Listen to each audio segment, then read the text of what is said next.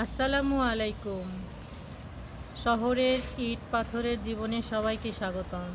প্রিয় ভিউয়ার্স, সবুজের সজীবতা সবাইকে আকৃষ্ট করে, কিন্তু যাপিত শহরগুলোতে গাছপালার পরিমাণ দিন দিন কমে যাচ্ছে এবং নানা রোগের সংক্রমণও বাড়ছে পাল্লা দিয়ে।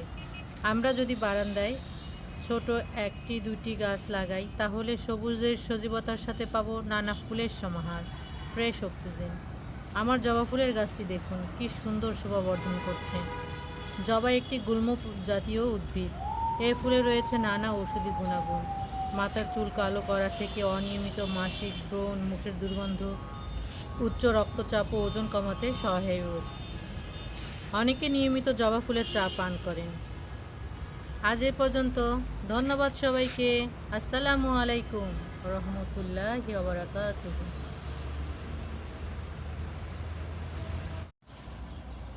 আসসালামু আলাইকুম। শহরের ইট পাথরের জীবনে সবাইকে স্বাগতম।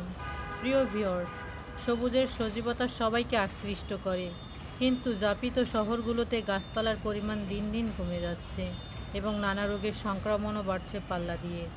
আমরা যদি বারান্দায় ছোট একটি দুটি গাছ লাগাই, তাহলে সবুজের সজীবতার সাথে পাবো নানা ফুলের সমাহার, ফ্রেশ অক্সিজেন।